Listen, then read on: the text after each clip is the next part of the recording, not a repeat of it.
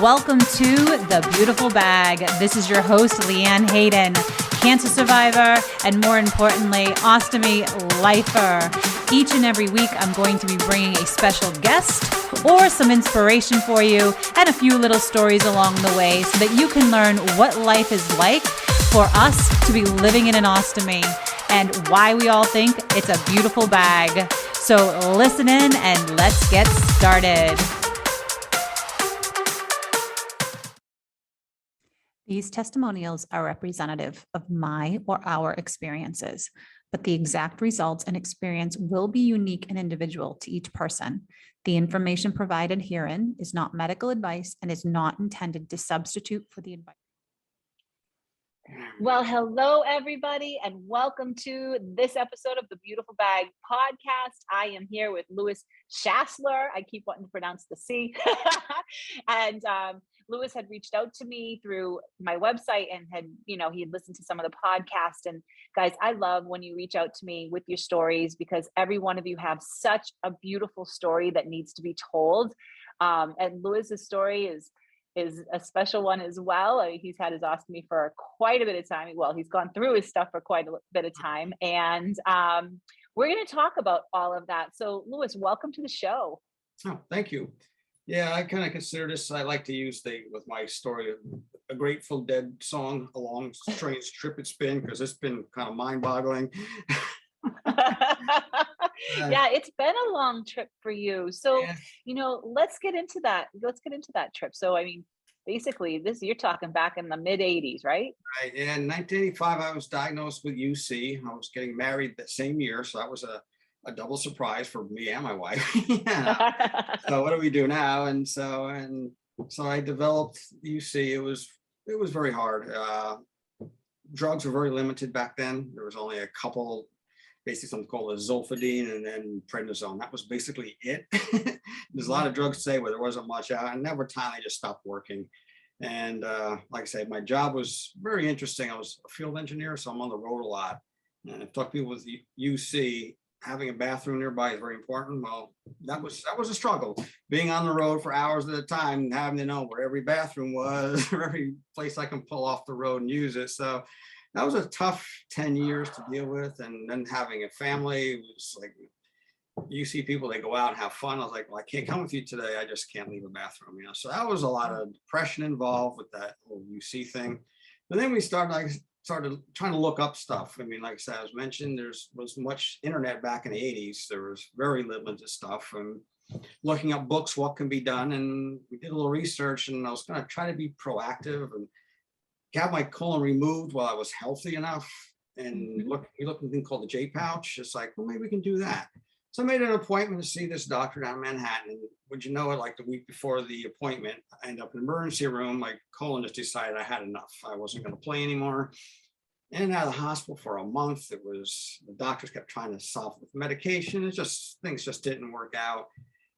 And I was down to like 90 pounds. I wasn't eating. Wow. They just had me on drugs. They didn't want to throw up their hands. And then just by a stroke of luck, my mom actually was an office manager at a surgeon's office. She said, look at my son, he's dying, wherever mothers are. Yeah, exactly. He looked at me, looked at my charts, like, we're getting him in the ER right now. And he cut me open and I talked back, says, things were just coming out in pieces. I mean, a colon wasn't just coming out, it was coming out in pieces. It was just, that's how far it had gone. He says, I was lucky it got to it as it was. As it was, I had abscesses for the longest time to deal with that. And then I had to recover. And like they said, yeah, you would be a good J pouch person. So I saw supposed to be one of the best in the country at the time down in Manhattan.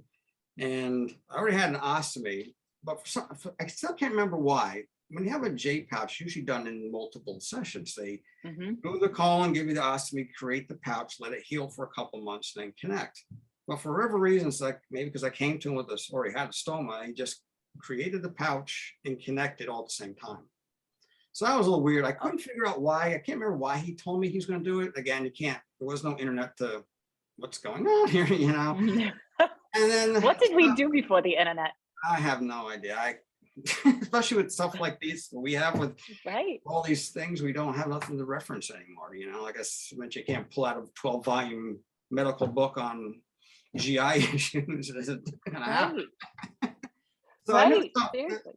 So then from there, everything just, all the chips fell in the wrong direction. Like that night after surgery, again, it was 95, had those giant leg things on, compression things, and I had tubes coming everywhere. And it was a late night surgery or late evening. So I'm in the surgery and the recovery in my bed. I was feeling terrible. I was sweating profusely. I was like, there's something wrong with me. I just got out of surgery. Shouldn't be feeling like this, right? So I call the nurse, let them know, something's going on. All right, we'll be there. No one was showing up. And then I'm like, what's going on? My roommate's calls like, this guy's dying. You getting in here? And it's like, yeah. Finally called my wife. She tried to call the hospital. Yeah, whatever. And next day I found out, because it was 1995, there was no direct deposit. Someone didn't deliver the nurse's paychecks that night. So they decided on their own not to see any patients at all for whatever reason. What? Exactly. Oh. It was like at 2 a.m, some like custodial staff just checking garbage cans. He saw me. He changed my clothes for me because I was just drenched from head to toe from sweat. But by the morning, it stopped. Everything seemed fine. Of course, I had every hospital administrator you can imagine was in my room. Sorry. Don't worry about any bills. You're good. They want me to sue him probably. Seriously, So, yeah, that's exactly what they didn't want to happen. yeah. Oh my goodness. So that stopped. So I was like, okay, I'm fine. What was that all about? I try to ask them. They're like, oh, we don't know. If they would text my temperature, I would have seen there was something wrong. But no one ever did. So nothing, no baseline to go at. So then probably like a month after, I started getting same thing, symptoms like I had a temperature, everybody can check it, felt like crap all the time. Another thing I couldn't check, they kept saying, oh, you probably have pouchitis, so we'll give you antibiotics. Again, back then I found out there's actually a test. They can scope your pouch and see if you actually have pouchitis. But no one ever scoped my pouch. They just said, yeah, pills will go away, pills again, come back and forth. Over the years, I kept saying, something isn't just right. Nah, they scoped my pouch. It says it looks perfectly healthy. It's nothing wrong with it. Still kept getting weirder over the years, kept going more and more, from 8 times a day to 10 to 12. Like, it should be getting less, not more, Right. Again, their doctor just scoped me, say your pouch looks healthy. It's getting smaller. How's it getting smaller? They're like, I don't know. And now we're going on to 20 years now dealing with this. And now like 2017, I think everything hit the fan. Literally the shit hit the fan. And we can say that here. We can say that. Yeah. I heard some of your podcasts. You can say things like that. You definitely can. Like around 2017, I started going to the bathroom like 20 to 25 times a day. So hold on a minute. So you were dealing with this from like 1995 to 2017. That's when I started feeling really crappy again, really crappy, where it just exploded. That was a big turning point. I was going like 12, 15 times a day, but everyone comes and says, you're fine. But I don't feel fine, you know what I mean? But your pouch was perfect. Everything, nothing. Okay. All right, keep going. Then 27, everything blew up. And I was doing 25 times a day. I was going like 10 times a night, so I could not sleep.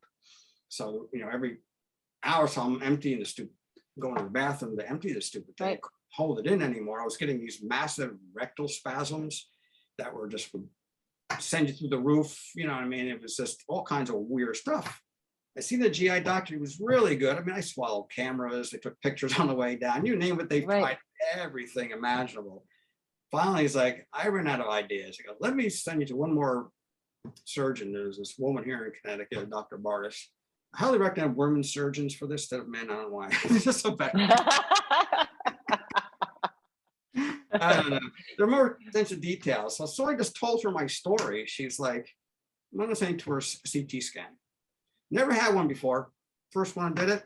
Then she says, we're going to do an MRI now. I said, well, something's up. Something's going on. So I got it. She's like, first thing she said to me is like, how have you been functioning all these years? And I was like, why? She goes, your pelvic area is full of waste. The pouch has been leaking, in her opinion, from day one. So waste has been slowly going into my pelvic region for 20 years. And no one picked up on it because no one did this CT scan. The doctor said I should have had a CT scan before I left the hospital if they didn't do the 2 procedures to make sure everything was healed. Wasn't done. And she says, she saw me the scans and it looked like the Game of Thrones chair. There's like these white vertical calcified crap that's been in there. It just changed form. It's been in there so long. And what it was doing, since it was leaking, there was no more room left in the pelvis. It was pushing the J pouch into my sacrum bone. So it was getting smaller and smaller and smaller. So it wasn't holding as much waste. So I had to constantly go to the bathroom. And then it swerved it out of its place. So I think that's why I was getting my rectal pains, but it wasn't in the wrong position anymore. So I'm like, oh my God. so I literally am sitting here speechless. Like if the video was showing and people were watching this on video, like my mouth has just been open for the last 5 minutes. How in the world does that happen? We don't know, and she don't know. One thing I do know, which is really strange, I guess she says your body does things. She thinks that after so many years of stumping in there, it just decided that it's just part of your body now, and your body's accepted it. But how lucky are you? Oh my gosh, not really. But then I found out now going forward, once they took it out, that J pouch was laying against my sacrum bone for so many years. It was abscessing. The bone now is deteriorated from it just sitting there with all the infections. It's just, so once they took the pouch out, severe, felt like back pains, but it's not. It's a sacrum bone just isn't stable anymore. I think it was stabilized from all that crap. And once it took it all out, it just kind of got all discombobulated. So I'm dealing with massive pains down there now. So that was not any fun. So once they found out, she disconnected the J pouch, but she said it's such a mess in there that we're going to give it a year to everything calm down and then go back in there and take a look. Because it says it was so inflamed that she couldn't even see. She couldn't even do an arthroscopic surgery. She had to cut me open again just to get it disconnected so it stops leaking, kind of thing. So I had a year. It went pretty good. That's when I found my first problems. I was big on cycling and hiking, and I used to do a lot of running with my J pouch. But once I recovered, I had the surgery was like in the fall. So by spring, I said, okay, let's start doing stuff. So I started hiking, a little cycling. And this isn't too bad. And then July hit. We were out in the woods for like a couple hours from the car, sweating like crazy. And I feel something weird. So I look down, my wafer starts coming off. I'm like, you gotta be kidding me. Here we go. Here comes there we go. Where's that happen there? Yeah. So I wear my, the flange belt. So I ratcheted that thing down as hard as I could, just so I can get back to the car and change and everything. But so that was a tough period there. I was getting really depressed. I couldn't do anything anymore outdoors. I had a garden. I tried to work and that didn't work. Cycling, forget about it. It was just a nightmare. So I said, I got bigger problems right now. I just kind of dealt with, I knew I had another surgery coming up. So then November 2021, had the surgery. We're going to go in, we're going to clean everything up, do whatever. That was the hardest thing imaginable I ever dealt with in my life. First, I forgot she gave me the Ken G.I. Joe butt. Also, that was part of the package, which was lovely. So I had to cut me open again. They, removed the J pouch, did all the good stuff, but I didn't realize how bad it was. Like when I was recovering, my entire abdomen was black and blue from her pulling out all this crap that was in there and getting it all out. On the table for over 3 hours or so, just her working on everything, so it was really brutal. Still didn't feel great. And that was the weird thing that happened. Is like, I never felt fine after surgery. And they're like, do you have a fever? No, I don't. Well, don't worry about it. You're probably okay. It's just whatever. And finally, 2 months after surgery, it's like, there's something really wrong with me, It's like, do you have a fever? No. So I want to get for a blood test. So I go there. I blew like more than double what a high white count cell is. But my temperature was 99. And it's like, get a CT, full blown abscess 2 months after surgery. Now, it was like a pocket where they took the J pouch out, just filled up with stuff and got infected. And to this day, it's still a pocket. I don't know if it's ever going to close. It's constantly filling with fluid. I'm constantly taking antibiotics to calm that down. And it gets weird. But that's one weird thing I found out. Is I goof around telling doctors, my thermostat broke. I haven't had a fever in like 15 years. I've been sick, but I've never had anything higher than 99. It's as high as it goes. As a nurse, I was like, you should be blowing a 103 or 104 right now for how high your white blood cell count is. Right. 99. No one expects 99. That's nothing, So right. That is nothing. So I have no gauge when I'm having an infection. It's got to feel weird. So I had to deal with that craziness. So the abscesses are a lot longer than the doctors even decided to take a look, So it was like, oh my God, I'm dealing with that. Right. So, oh my goodness. So you've been through like everything, and oh my gosh. It's been a lot. And now on top of everything else too, then when I was in the hospital too, it's like everything seemed to go weird. I also, when I had the abscess, oh, that was a horror story. I got to tell you this. This will make your jaw drop also. So they tell me I have my abscess. We need to drain it. It's like, I've had those before. No big deal. So let's go up to they have this thing called X-ray guided thing. They put you in this like a mini CT scan and they can see where they're driving the thing. So I figured out they're gonna go through my stomach.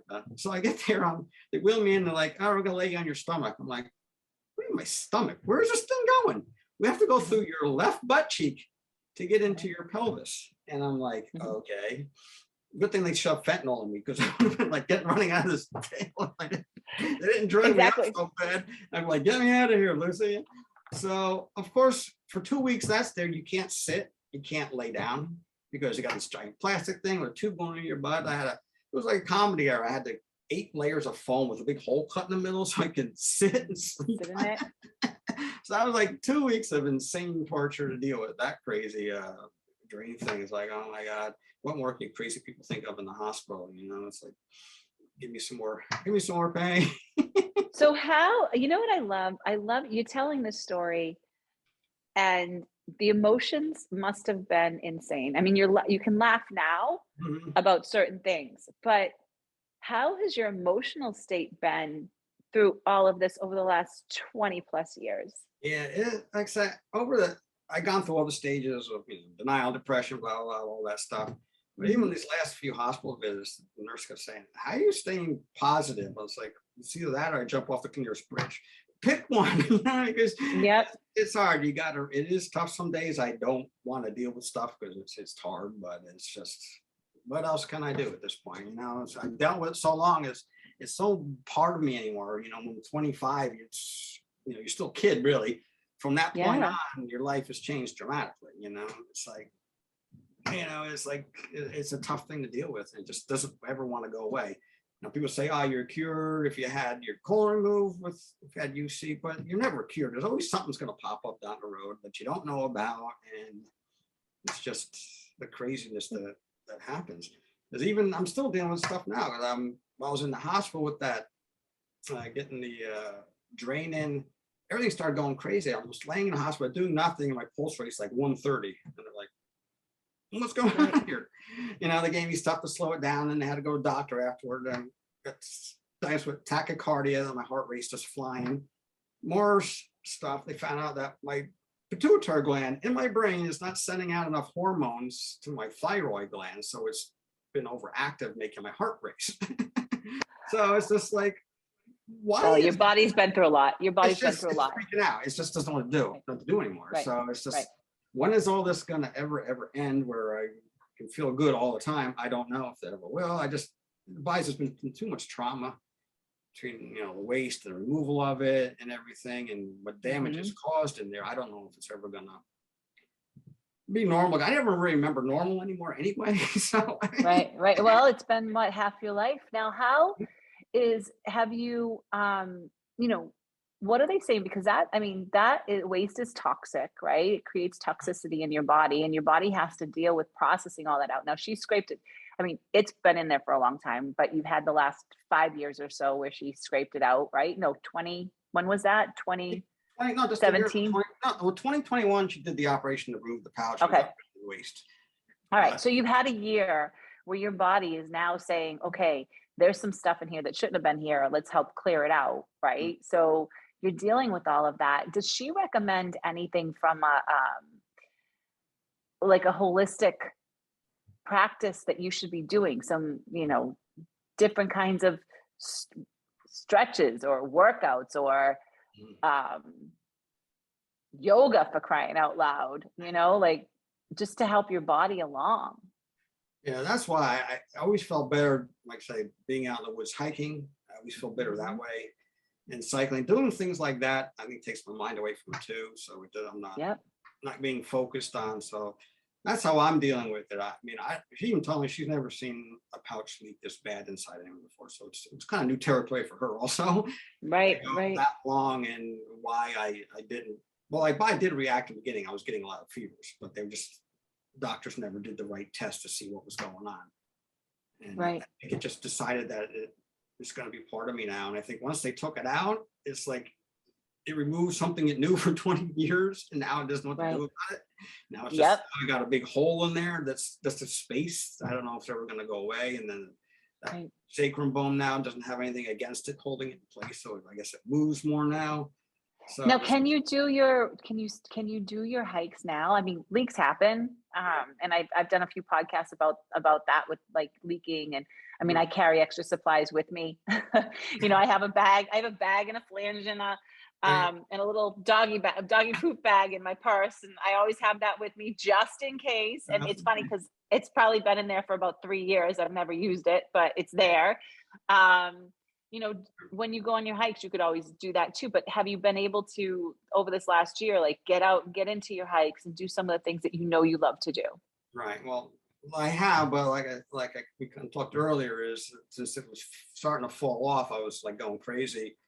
And I just started playing around with some products. I was trying to find anything. I was buying stuff off the thing, wickable shirts, this or that.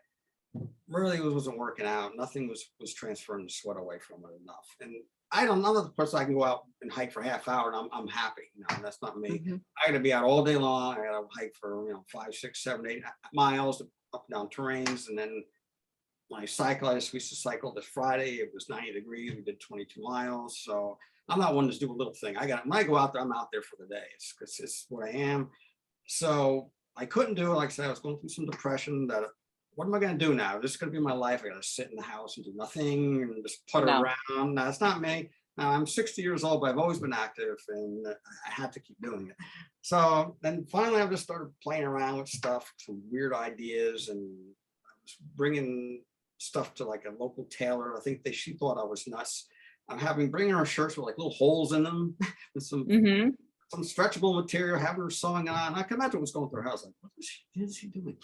So I just come up with these ideas for these shirts, and what it does is the bag actually goes through the shirt. No one can see what this is. My product.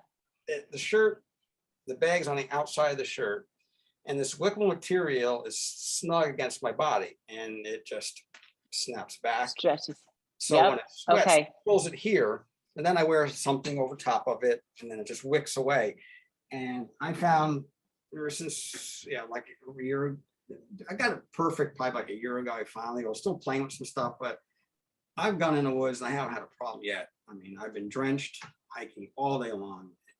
The worst I've come up, I use these trio ostomy flange extenders, and they get a little wonky. If I'm really sweaty, I can just pillow and put new ones on, but the wafer itself is stayed put. I can go my regular time between changes. It hasn't been shortening my change dates where it happens if it starts to get loose. So it's been perfect, and then I just kind of keep modifying it, getting outerwear, so it double wicks it away and things like that. But without that, I would never have been able to do what I'm doing now. And then I just started wearing these things to my doctor's appointments and this and that. And doc said, let me see your thing. And I lift my shirt and I'd be wearing that weird shirt. And like, where'd you get that thing? And he's like, well, I just came up with it. And they're all like, you should do something with that. It's like, it's different. We haven't seen it. There's no clothing out there. Because I was looking for clothes. I mean, last time I had an ostomy was 1995. I had it for 8 months while I was waiting for my J pouch. And I figured 25 years, there should be some stuff out there, right? Yeah, right. Going back a little bit, ostomy supplies haven't changed much in 25 years either. I gotta tell you. That's good to know. I had Hollister back in 95. I have Hollister now. They look exactly the same. The only thing is they went backward. They used to have these great filters in the bags that you can replace when they clogged. Now bags have filters that clog in 2 days and they're useless. And you gotta throw them away. Yeah. You gotta throw them away. I have. I use their two-part bag, so the flange stays on, and I just take the bag when I'm done, take the bag off and throw it away. Right. So it makes that's what I do with it. But the flange stays on me. I've been lucky for some reason. My flanges they stay on even if I sweat. I did try a couple of different flanges when I did hot yoga, and I got really sweaty, and the flange slipped, and I felt it, and I was like, oh yeah, this isn't going to be pretty. But I found some of the their Sarah Plus flange works well for me. It sticks like a Band-Aid and it does not move. Like it's a solid Band-Aid. But I love the fact that you took something, right? I mean, you've been through hell and back, literally. And, you know, you're still going through your stuff, but you're positive. And you did that and you said, you know, let me create something that works for me. I mean, I know there's belts out there, there's stealth belts, there's a couple of other, you know, belts out there, but nobody has made a shirt that you can wear to work out in, that you hold your flange together. Guys, if you could see the video, we're going to talk about his website too, so you can go and check these out as well. But it literally is a full-size shirt with a hole in it, and it's like you said, it's the wick material, and it sticks around. So his pouch is on the outside, but the flange is on the inside. So it's holding the flange in, and it's a wick catch the sweat material, you know, the dry fit type material. So Lewis, you know, you have this, you've created that, you've created some other products. What's the name of the product line again? Well, the website called Osto Tees for people. I kind of use the word ostomy in t-shirts, like with Osto Tees, OSTOTEES. So yeah, that's the name I came up with. And on the site now we have wicking stuff, we have casual stuff, and men and women stuff, and some outerwear stuff. Because I found out the wicking material is great. It's some of the best materials. I took like a year to find. I tried so many different companies and different materials. Finally landed on one where the stuff is really wick well. The casual stuff is so silky smooth. It's amazing. So that part I finally got down pat. So I have that, and I also have wicking outer shirts to wear over top. So it'll, as it wicks from your body, it wicks to the next layer. So it keeps wicking outward. Because if you wear like a cotton shirt with a wicking material, you're just going to keep everything in. It doesn't work. You got to wick it out. So on my website, I tell people. But the hardest part for me to do, which I don't know how I figured this out. Maybe I just had a moment of brilliance, then it went away. Because how everyone's stoma is in a different spot, right? Yeah, they're all over the place. So I'm like, how can I got to know where someone's stoma is. How else am I going to create a personalized shirt for someone? You can't be off the rack because everyone's stoma is in a different spot. Right. So I hope I call this, it's on my site called the stoma measuring guide. So it's kind of weird. Everyone has what they call on the base of their neck a jugular notch. You know, you feel it right there in the base. It's like a little U, but the distance between there to your belly button is unique to everyone, but it's a perfect marking guide for me. So if someone says my thing to my belly button is 15 inches, I mark it on the shirt. I know that's fine. And then my second measurement is how far away from your navel is your stoma. Is it on your left side or right side? So big. So it's 3 inches on the left side of my belly button. So then my next measurement is they have someone do, it's 3 inches over. Then is it above or below your navel? And then something else 2 inches below. So my next measurement is down 2 inches. So by those three measurements, I can calculate it exactly where your stoma is. It's perfect every time. I don't know how it works, but it works. I love this. I love this. And you just created this company over the last year and a half. Like that. Yeah, year. Because I ran into the problem in 2020, like the summer of 2020. Yeah. Yeah. So 2 years now. So 2 years you've been working on this. Yeah. Yeah. Like I say, I did a lot of shirts, a lot of materials I tried. And like I said, that measuring guy was the hardest. For me, yeah, I could put a shirt on and just, there's my stoma, make a little mark. But I can't send shirts to people, have them mark them and bring them back. That's not going to work. So I had to figure out a way to measure it. And I figure I don't have a lot of stuff to do because if you make it too complicated, it's not going to work.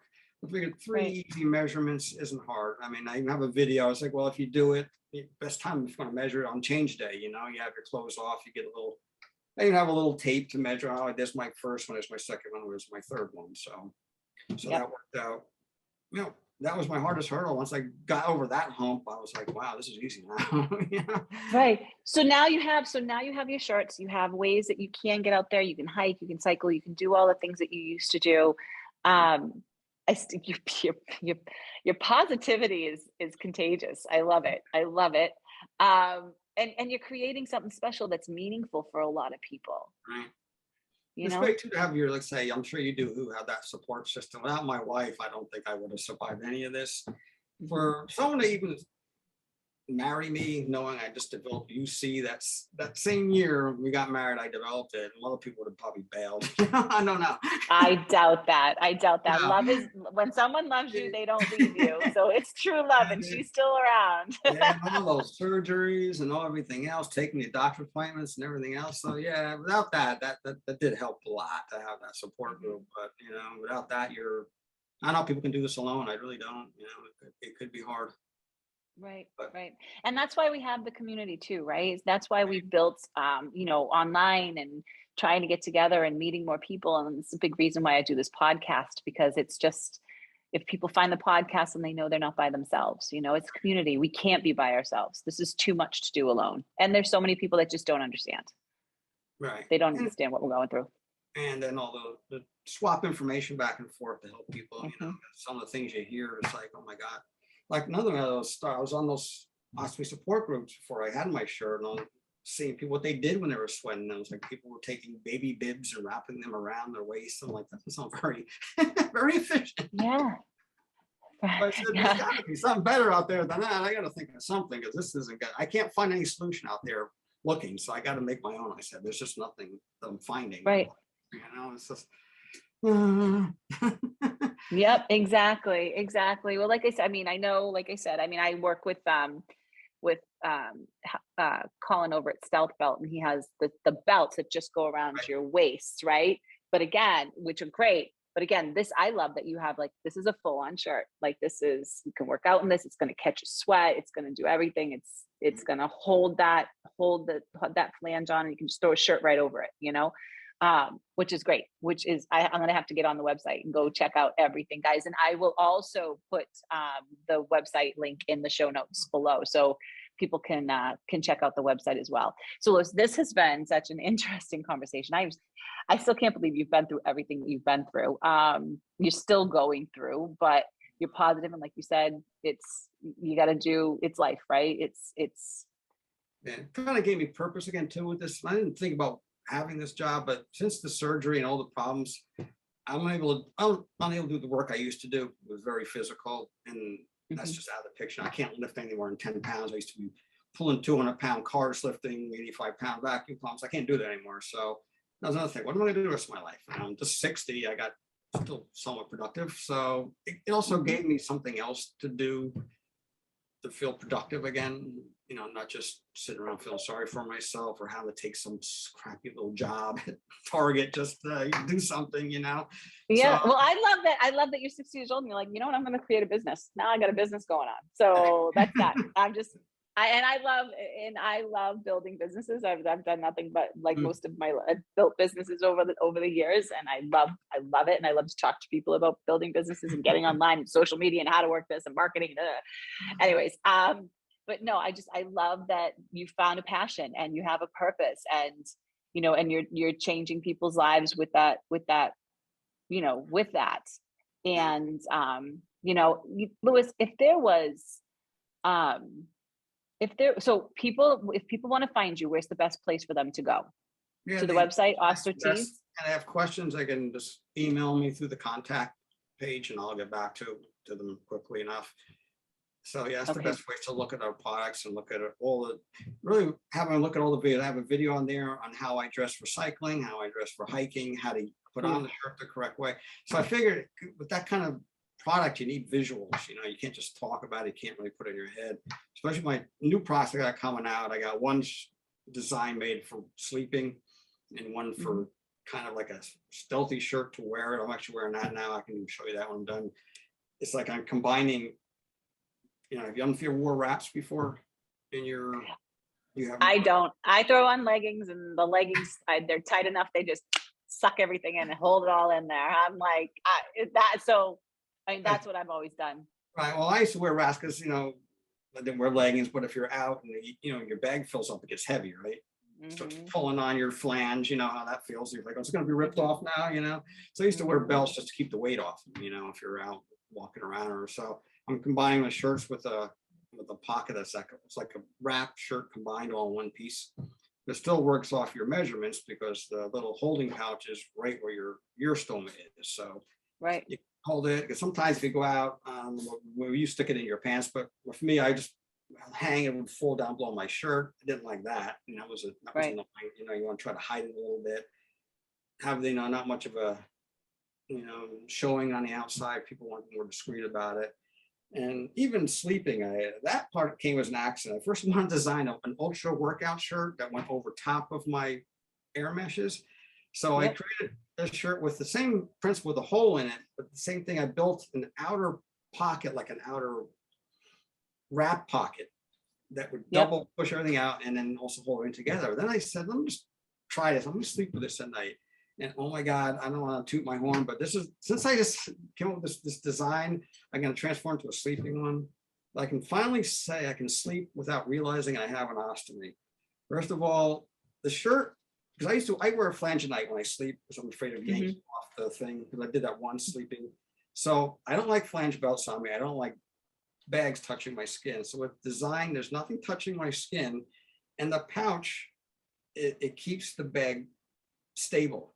So I'm a flipper at night. So when I flip from side to side, I don't feel anything moving at all.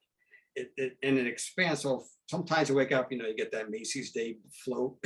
Yeah. And it Yes. expands, and the material stretches with you, so it doesn't smash it and cause, you know, a blowout. You know what I mean? So it'll expand. That's not time I wake up if I hit it and I notice I have a big, you know, blow up on me. But I flop around all night long and I don't feel I have a bag. Sometimes just move and you feel the bag shift and wake me up. Like, oh, now I got to go empty the stupid thing because it's annoying me, you know. And you can feel it on your skin. So I've been sleeping and it's like before, like I know there's nothing on me. I don't have anything reminding me I have an ostomy. You know, nothing's touching me, nothing's moving during those hours I want to sleep. And sleep is so important. Sleep is so important, And especially for healing. One of the things I might have came upon without noticing it, I see a lot of people say, oh, I was sleeping tonight, I had a major blowout. There was poop everywhere on my pillow, my bed. My partner was covered in crap. I'm like, Yeah, I've heard those. You know? So this little built-in pouch, I'm not going to try it on purpose, like rip my bag off at night, but I can see if it has a blowout, it might keep everything all in this little squared area. So it's not going to just go everywhere. I think it'll keep it locked in. I'm sure eventually it's going to leak out, but it's not going to make a entire mess out of your bed where you're changing sheets at 2 a.m. or hosing down your husband or wife because he's got all that. So I said this could possibly work. So that's what's interesting. When I create something or to fix one thing, I find out it opens a door to something else that I never even thought of. That, hey, this can work for this application too. But I never had nothing to go on because there was nothing to look on the internet and see, oh, they have this, this, this, and this. But yeah, so all those things just keep popping. And I have a great sewer that she's amazing. One of my sewers that she does dress design. So I just give her my thoughts and she pumps these things out and then we just tweak them, you know? So it's really great. Oh, I love it. I love it. I love it. Oh my gosh. I'm definitely going on the website and checking and checking everything out because yeah, rolling over. Oh, the bubbles rolling over when you have gas and all of a sudden you're rolling over and you literally are rolling on a balloon and you're like, oh, there's nothing in there but a balloon. It's like, oh, let me I'm not going to open it right here. So, you know, my husband will have to inhale all that. I'll have to go to the bathroom. Seriously, the things we go through. Oh my gosh, I am so excited. So guys, listening to this, you have to go over to the website, check out the products, you know, reach out to Lewis, ask him any questions that you have, and all those wonderful things. So Lewis, if there was one thing that you would want to leave the listeners with, what would that one thing be? Oh, well, keep doing what you did before your ostomy. I mean, I was such a big outdoors person. There was no way I was not going to keep doing this. But hook or crook, I was going to find a way to get back out there again. And it is possible, you know, someone like me who never had any clothing experience before came up with something. Anyone can do anything. So if you have a passion for something that these ostomies stopped you from doing it, just try to be creative, find a way around it. There probably is a way. And if you can find it, again, change your outlook, you know, because I went from being really depressed to, I can do it all now. And I don't even carry extra stuff with me in the woods anymore. I'm confident that way now. It ain't going to blow out. It's going to be fine. I love it. I love it. I love it. I love it. Oh my gosh, dear. Like I said, I've said this a couple of times already. Your positivity it's contagious and I love it. So thank you. And Lewis, I just want to say thank you so much for sharing your story, sharing everything that you've been through and then what you've created out of it. It's definitely exciting. So thank you so much for being here with us this week. No, thank you for having me on. Thank you so much for joining us this week. If you enjoyed this podcast, get the behind the scenes at LeeAnneHayden.com/ostomy updates. And also, if you found this episode encouraging, please screenshot it and share it on Instagram. And don't forget to tag me and also the person who was on the episode with me. I occasionally will do special gifts for anyone who does do a screenshot and share it on Instagram or in your stories. Also, lastly, please go to Apple or Google, rate, review, and subscribe to this podcast to keep up with them every single week. I enjoy you guys. Thank you so much for being here.